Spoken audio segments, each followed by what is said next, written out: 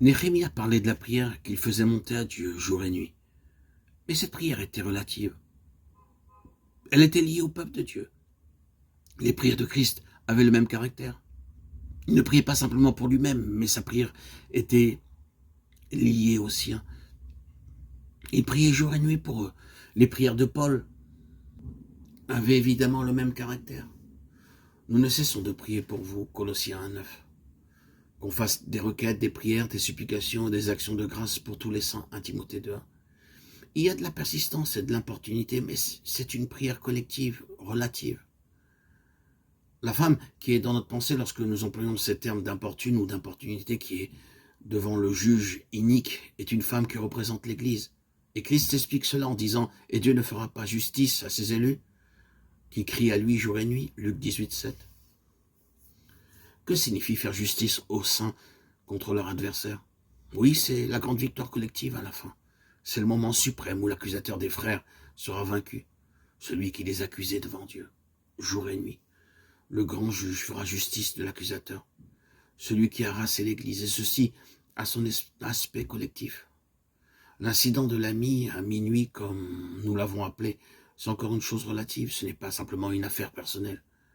Comme l'ami continuait, l'autre homme se leva. Ce fut son opportunité qui fit sortir l'homme de son lit. Mais c'est en relation avec d'autres. Tout cela représente un plan, un projet, une campagne, dans laquelle sont engagés tous les enfants de Dieu. Et Dieu ne nous amène pas seulement en tant qu'individus à une place, mais il nous y fait arriver, avec tout son peuple, jusqu'à ce que nous parvenions tous. Éphésiens 4:13.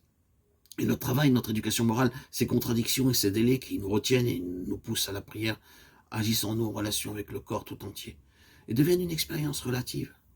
Ils ont pour but le corps. Le Seigneur cherche à avoir son corps tout entier parfait et chaque partie doit exercer une action en relation avec l'ensemble.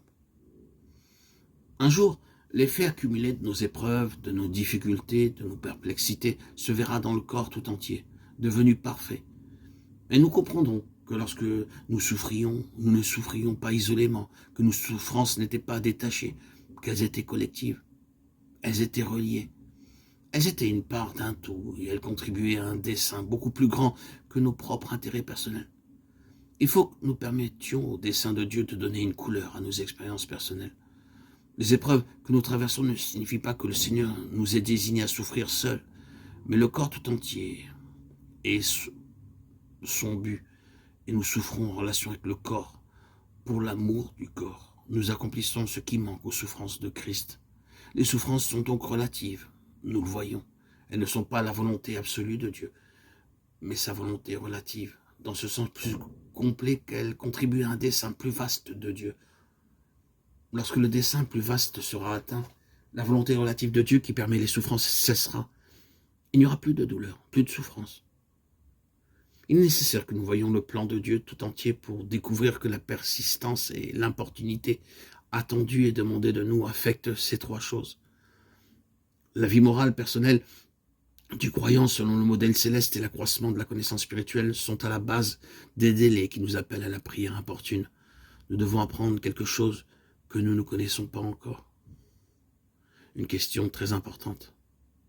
Cet exercice, ce travail sont liés au dessein tout entier de Dieu et on leur place en relation avec tous les saints.